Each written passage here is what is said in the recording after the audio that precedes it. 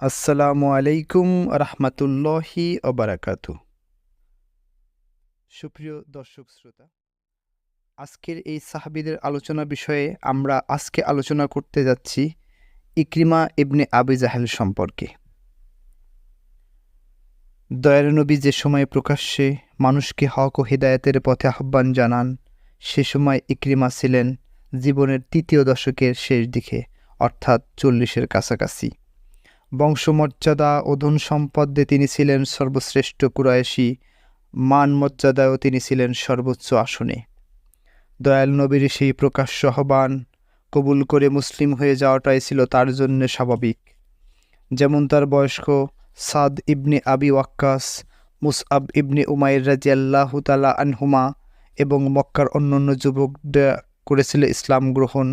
অন্য যুবকদের মতো সেও হয়তো এমনভাবে ইসলাম গ্রহণ করত যদি তার সামনে তার পিতা না থাকত।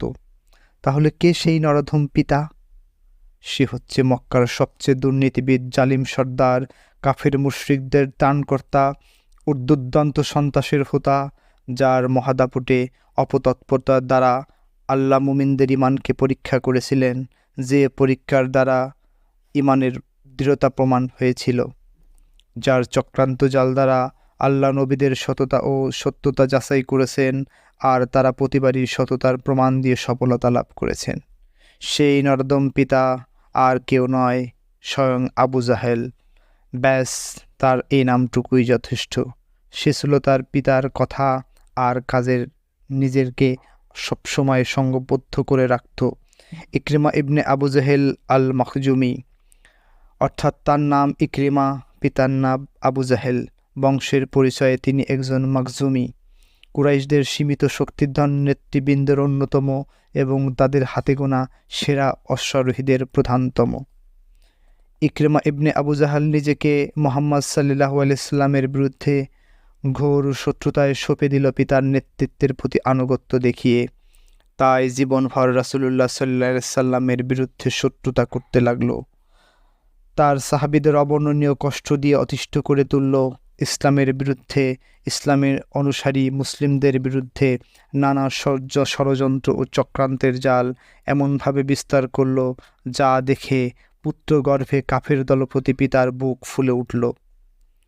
তার পিতা যখন বদর প্রান্তমের প্রথমে লড়াইয়ে মুশরিক বাহিনীর নেতৃত্ব দিচ্ছিলেন, লড়াইয়ের 3 দিন পূর্বে রণাঙ্গনে অবস্থান নিয়ে উট জবাই করে, মদ পান করে, নর্তকীদের সঙ্গীত ও নৃত্যে আমোদিত হয়ে লাত ও উজ্জার কসম খেয়ে অঙ্গীকার করেছিল, মুহাম্মাদকে পরাজিত না করে সে কিছুতেই মক্কা ফিরে যাবে না। এই রণাঙ্গনের নেতৃত্ব প্রদানকারী পুত্র ইকরিমা ছিল পিতার বাহু ও হাতের মতো শক্তি ও বল প্রয়োগের মাধ্যম। তবে দেবী লাত ও উজ্জা, আবু জাহেলের কসম কোনোই সাড়া দেয়নি। কি করে সাড়া দেবে? ওরা তো বধির, শুনতে পায় না। এই রণক্ষেত্রে লাত উজ্জা কোনোভাবেই সাহায্য করল না। কি করে সাহায্য করবে? ওরা তো পাথরের মূর্তি, অক্ষম আর অপারগ। বদরের রণাঙ্গনে আবু জাহেলকে চরম লজ্জা ও অপমানজনক মৃত্যুবরণ করতে হলো। তার পুত্র ইকরামা অসহায় চোখে পিতার ভূপাতিত দেহ তাকিয়ে তাকিয়ে দেখল মুসলিম বাহিনীর বর্ষাগুলো তার পিতার রক্ত পান করে তৃষ্ণা মেটাচ্ছে।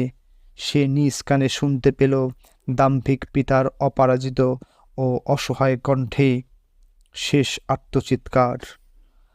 ইকরিমা মক্কায় ফিরে পিতার লাশ বদরে ফেলে রেখে ক্ষুদ্র, অসহায় এবং অপ্রস্তুত মুসলিম বাহিনীর হাতে তাদের বিশাল অস্ত্রসাজে সজ্জিত বাহিনীর এমন এক জঘন্য পরাজয়ে গ্লানি তাকে অসহায় করে দিল। মক্কায় দাফনের জন্য তার লাশ নিয়ে যাওয়ার কথা সে কল্পনাও করতে পারল না। পরিস্থিতি এতই ভয়ানক আকার ধারণ করল যে লাশ চিন্তা বাদ দিয়ে কোনো রকমে পালিয়ে নিজের প্রাণ বাঁচাতে সে বাধ্য হলো। নিরুপায় মুসলিম বাহিনী বদরে নিহত অগণিত বেওয়ারিশ লাশের সঙ্গে আবু জাহেলের লাশটিও কালিব জলাশয়ে নিক্ষেপ করল এবং বালি ফেলে সেগুলো ঢেকে দিল। সেদিন থেকে ইসলামের সঙ্গে ইকরিমা ইবনে আবু জাহেলের আচরণের এক নতুন মাত্রা যোগ হলো। কারণ এতদিন সে ইসলামের বিরোধিতা করত পিতার প্রতি আনুগত্যবশত, আর এখন সে ইসলামের বিরোধিতা করবে পিতৃহত্যার প্রতিশোধবশত। ইকরিমা একদল সঙ্গী জোটালো যাতে তাদের আত্মীয়স্বজন বদর যুদ্ধে নিহত হয়েছিল এবং যাদের অন্তরে প্রতিশোধের আগুন জ্বলছিল। ইকরিমার এই দলের সকলে মিলে মক্কার কাফের মুশরিকদের অন্তরে মুহাম্মদ সাল্লাল্লাহু আলাইহি ওয়াসাল্লামের বিরুদ্ধে নতুনভাবে শত্রুতা ও প্রতিশোধের আগুন উস্কাতে শুরু করলো। বিশেষভাবে বদরে নিহত কুরাইশদের জীবিত স্বজনদের মনে তারা প্রতিশোধের অগ্নিশিখা জ্বালিয়ে দিল, যার পরিণতিতে বেজে উঠল উহুদ যুদ্ধের দামামা। ইকরিমা উহুদ যুদ্ধে স্ত্রী উম্মে হাকিমকে সঙ্গে নিয়ে বের হলো, যেন বদর যুদ্ধে স্বামী হারানো মহিলাদের সঙ্গে সেও সামিল হতে পারে। যোদ্ধা পুরুষদের পেছন সারিতে দাঁড়িয়ে তারা যেন দফ বাজিয়ে শোকগাথা গেয়ে কুরাইশ অশ্বারোহী ও যোদ্ধাদের শত্রু হত্যার প্ররোচনা দিতে পারে এবং পলায়নপর সৈন্যদের ময়দানে ফেরত পাঠাতে পারে। কুরাইশি অশ্বারোহী দলের ডান দিকে সেনাপতি নিযুক্ত হলো খালিদ ইবনে ওয়ালিদ আর বাম দিকে ইকরামা ইবনে আবু জাহেল। সেদিন এই দুই বীরযোদ্ধার তুখোড় রণকৌশল আর মরণপণ লড়াই মুহাম্মদ ও তার সঙ্গী বাহিনীর বিরুদ্ধে কুরাইশদের পাল্লা ভারী করে তুলল এবং মুশরিক বাহিনী বিশাল বিজয় নিশ্চিত করে দিল, যা দেখে আবু সুফিয়ান মন্তব্য করে বসল, এটা হলো বদরের প্রতিশোধ। খন্দকের যুদ্ধে মুশরিক বাহিনী মদিনা শহরের উপর দীর্ঘ অবরোধ চাপিয়ে বসেছিল। দীর্ঘদিন বসে থাকতে থাকতে ইকরিমার ধৈর্যের বাঁধ ভেঙে গেল। সে খন্দকের এক জায়গায় সামান্য সরু রাস্তা দিয়ে সেদিক দিয়ে পার হয়ে গেল। তাকে দেখে একই পথ ধরে আরও কয়েকজন সৈনিক জীবনের ঝুঁকি নিয়ে সেখানে প্রবেশ করল। আর খেসারত হিসেবে আমর ইবনে আবদে উদ আল আমিরি নামক এক বিখ্যাত অশ্বারোহীকে মুখোমুখি যুদ্ধে হজরত আলী রাদিয়াল্লাহু তাআলা আনহুর হাতে জীবন দিতে হলো। তবে ইকরিমা কোনোভাবে পালিয়ে জীবন বাঁচাতে সক্ষম হন। মক্কা বিজয়ের দিন কুরাইশের লোকেরা যখন বুঝতে পারল মুহাম্মদ ও তার সঙ্গীদেরকে প্রতিরোধের কোনো শক্তি তাদের নেই, তখন তারা সিদ্ধান্ত নিল তাকে মক্কায় প্রবেশের কোনো বাধা দেবে না।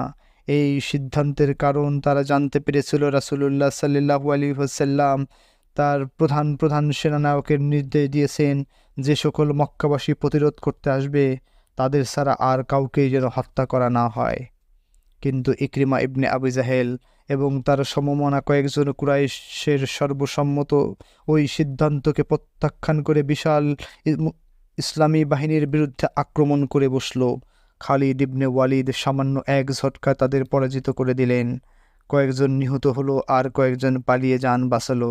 পলায়নকারীদের একজন ছিলেন আমাদের ইকরামা ইবনে আবু জাহেল। ইকরামা এইবার বেশ চিন্তায় পড়ে গেল। তার মধ্যে অনুশোচনা, হতাশা আর বিস্ময় জাগতে শুরু করলো। মক্কাতে আশ্রয় নেওয়ার মতো কোনো স্থান তার নেই, সেটা তো মুসলিমরা জয় করে নিয়েছে। রাসূল সাল্লাল্লাহু আলাইহি ওয়াসাল্লাম কুরাইশদের সকল অন্যায় ও দুর্ব্যবহারের সাধারণ ক্ষমা ঘোষণা দিলেন, তবে পাশাপাশি সুনির্দিষ্ট কয়েকজন ব্যক্তি সম্পর্কে জানানো হলো অমুক ক্ষমার অযোগ্য, এরা কাবার গেলাফের মধ্যে আশ্রয় নিলেও তাদেরকে হত্যা করা হবে। ব্যতিক্রমী ওই কয়েকজন তালিকায় শীর্ষ ছিলেন ইকরামা ইবনে আবু জাহেল। এজন্য সে মক্কা থেকে লুকিয়ে ইয়ামানের উদ্দেশ্যে বেরিয়ে পড়েছিল, কারণ সেটা ছাড়া তার আর কোনো আশ্রয় নেওয়ার জায়গা ছিল না। এমন সময় রাসূলুল্লাহ পাক সাল্লাল্লাহু আলাইহি ওয়াসাল্লাম তাঁবুতে হাজির হয়ে ইকরামার স্ত্রী উম্মে হাকিম এবং উতবার মেয়ে হিন্দ, তাদের সঙ্গে আরও 10 মহিলা, সকলেই নবীজির হাতে ইসলাম কবুলের বায়াত নিতে হাজির হয়েছিল। রাসূলের গৃহে সেই মুহূর্তে উপস্থিত ছিলেন তার 2 স্ত্রী, মেয়ে ফাতিমা এবং আব্দুল মুত্তালিবের বংশে আরও কয়েকজন মহিলা। প্রথমে বোরকার আবরণে চেহারা লুকিয়ে কথা শুরু করল হিন্দ ইবনে উতবা। সে বলল, হে আল্লাহর রাসূল, সকল প্রশংসা সেই আল্লাহর যিনি মনোনীত ও পছন্দনীয় দিন অর্থাৎ ইসলামকে আজ বিজয়ী করে দিয়েছে। আমি আপনার দরবারে এই মিনতি নিয়ে এসেছি, আপনার সঙ্গে আমার যে গভীর আত্মীয়তার বন্ধন রয়েছে তার ওসিলায় আমার প্রতি সদয় আচরণ করুন। আমি একজন মুমিন, আপনার নবুয়তের প্রতি বিশ্বাসী মহিলা। এরপর তিনি বোরকার আবরণ সরিয়ে পরিচয় প্রকাশ করে বললেন, হে আল্লাহর রাসূল, আমি হিন্দ বিনতে উতবা।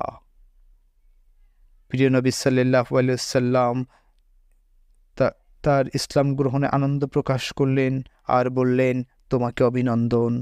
এরপর হিন্দ বললেন, হে আল্লাহর রাসূল, এতদিন পর্যন্ত আমার কাছে আপনার বাড়ির চেয়ে বেশি ঘৃণিত আর কোনো কিছু ছিল না, অথচ আজকের এই শুভক্ষণ থেকে আমার নিকট আপনার বাড়ির চেয়ে বেশি মর্যাদাপূর্ণ বাড়ি আর একটিও নেই। এরপর ইকরামা ইবনে আবু জাহালের স্ত্রী উম্মে হাকিম দাঁড়িয়ে ইসলাম কবুলের ঘোষণা দিয়ে বললেন, ইয়া রাসূলুল্লাহ, আপনি হত্যা করবেন সেই ভয়ে আপনার হাত থেকে বাঁচার জন্য ইকরিমা ইয়ামেনের উদ্দেশ্যে পালিয়ে গেছে। দয়া করে তার অপরাধ ক্ষমা করে তার প্রাণ ভিক্ষা দিন এবং তাকে নিরাপত্তা দান করুন। আল্লাহ আপনার উপর নিরাপত্তা দিবেন। প্রিয় নবী রাসূলুল্লাহ সাল্লাল্লাহু আলাইহি ওয়াসাল্লাম বললেন, ঠিক আছে, তাকে নিরাপত্তা দেয়া হলো। সঙ্গে সঙ্গে উম্মে হাকিম স্বামীর খোঁজে পথে পথে বেরিয়ে পড়লেন। তার সঙ্গে ছিল এক রোমান কৃতদাস। বেশ কিছু পথ পাড়ি দেওয়ার পর কৃতদাসটি তাকে কুকর্মের জন্য ফুসলাতে লাগলো। তিনি তাকে আশা নিরাশার দোটানায় ফেলে কাল বিলম্ব করতে করতে এক আরব জনবসতিতে পৌঁছে গেলেন। সেখানে লোকদের কাছে তিনি গোলামের ব্যাপারে সাহায্য চাইলেন। তারা তাকে বন্দি করে নিজেদের কাছে রেখে দিল। গোলামকে ওদের কাছে ফেলে এসে এবার তিনি একাই স্বামীর খোঁজে ছুটতে লাগলেন।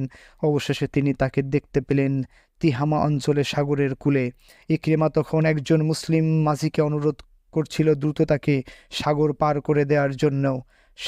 মাঝি তাকে বলেছিল, আমি আপনাকে পার করে দেব, তার আগে আপনি নিজের ভালো ও খাঁটি মানুষ হওয়ার প্রমাণ দেন। ইকরামা জিজ্ঞেস করল, কিভাবে সেটা প্রমাণ করব? মাঝি বলল, শুধু আপনাকে বলতে হবে, আশহাদু আল্লা ইলাহা ইল্লাল্লাহু আশহাদু আন্না মুহাম্মাদার রাসূলুল্লাহ। ব্যাস এইটুকুই। ইকরামা হতাশ হয়ে তাকে বলল, আরে এই কালিমার হাত থেকে বাঁচার জন্যেই তো আমি পালাচ্ছি। তাদের দুজনের এমন আলোচনার মাঝে ইকরিমার সম্মুখে এসে দাঁড়িয়ে পড়লেন উম্মে হাকিম আর বললেন, হে আমার চাচাতো ভাই ও আমার প্রাণের স্বামী, আমি সর্বাধিক আত্মীয়তা রক্ষাকারী, সর্বাধিক সৎকর্মশীল এবং মানবজাতির শ্রেষ্ঠতম ব্যক্তি মোহাম্মদ ইবনে আবদুল্লাহর নিকট থেকে এসেছি। তার কাছে আমি তোমার নিরাপত্তা চেয়েছি এবং তিনি তা মঞ্জুর করেছেন। অতএব তুমি নিজের জীবনকে বিপন্ন করো না, স্বদেশ স্বজন ত্যাগ করে ইয়েমেনের নিঃসঙ্গ জীবনের পথে আর অগ্রসর হও না। ইকরামা জিজ্ঞেস করল, তুমি নিজেই কি তার সঙ্গে কথা বলেছ? হ্যাঁ হ্যাঁ, আমি তার কাছে তোমার নিরাপত্তা চেয়েছি এবং তিনি তোমাকে সেটা দিয়েছেন। এভাবে তিনি বারবার বলে তাকে স্বামীকে আশ্বস্ত করে নিজের সঙ্গে ফিরে আসতে রাজি করলেন। ফেরার পথে তিনি স্বামীকে রোমান কৃতদাসের ব্যাপারটি জানালেন। ইকরামা ইসলাম কবুল করার পূর্বে সেখানে গিয়ে তাকে হত্যা করে ফেলল। মক্কার উদ্দেশ্যে ফেরার পথে তারা যখন একটি মঞ্জিলে যাত্রা বিরতি চাইলেন, তোমার ইকরামা যখন মক্কায় নিকটবর্তী হলো, প্রিয় নবী রাসূলুল্লাহ সাল্লাল্লাহু আলাইহি ওয়াসাল্লাম সংবাদ জানিয়ে নির্দেশ দিলেন, ইকরামা ইবনে আবু জাহেল ইয়েমেনের পালানোর পরিকল্পনা ত্যাগ করে একজন মুমিন হিসেবে তোমাদের কাছে আসছে। তোমরা তার মৃত্যু পিতাকে গালি দিও না, কারণ মৃত্যুকে দেওয়া গালি শুধু জীবিত পুত্রকেই কষ্ট দিবে, মৃত ব্যক্তির কানে যাবে না। অল্পক্ষণের মধ্যে ইকরিমা এবং তার স্ত্রী রাসূলুল্লাহ পাক সাল্লাল্লাহু আলাইহি ওয়াসাল্লামের কাছে পৌঁছে গেলেন। প্রিয় নবী সাল্লাল্লাহু আলাইহি ওয়াসাল্লাম দেখা মাত্রই তীব্র আনন্দে তার দিকে ছুটে গেলেন। চাদর শরীরে না জড়িয়েই ফিরে এসে রাসূলুল্লাহ সাল্লাল্লাহু আলাইহি ওয়াসাল্লাম যখন নিজের জায়গায় বসলেন, তার সম্মুখে এসে দাঁড়িয়ে ইকরামা জানতে চাইল, হে মুহাম্মদ সাল্লাল্লাহু আলাইহি ওয়াসাল্লাম, উম্মে হাকিম আমাকে জানিয়েছে আপনি তার কাছে আমার নিরাপত্তা দানের ঘোষণা দিয়েছেন। প্রিয় নবী সাল্লাল্লাহু আলাইহি ওয়াসাল্লাম বললেন, হ্যাঁ, সে ভুল বলেনি, তোমাকে সে ঠিক সংবাদই দিয়েছে, তুমি নিশ্চয়ই নিরাপদ। ইকরিমা এবার জানতে চাইল, হে মোহাম্মদ, আপনি কিসের দিকে আহ্বান করলেন? তিনি বললেন, আমি তোমাকে আহ্বান করছি এটা সাক্ষ্য দিতে যে আল্লাহ ছাড়া ইবাদত আনুগত্যের উপযুক্ত আর কোনো মাবুদ নেই এবং আমি আল্লাহর বান্দা ও রাসূল। এবং আমি তোমাকে আহ্বান করছি এ কথার প্রতি যে তুমি নামাজ কায়েম করো এবং জাকাত প্রদান করো। এভাবে তিনি একটি একটি করে ইসলামের আরকান উল্লেখ করলেন। সব শুনে ইকরামা বললেন, আল্লাহর কসম, সত্য ছাড়া অন্য কিছুর প্রতি আপনি আহ্বান করেননি এবং ভালো ও কল্যাণ ছাড়া অন্য কিছুর আদেশ আপনি দেননি। আসসালামু আলাইকুম ওয়া রাহমাতুল্লাহ।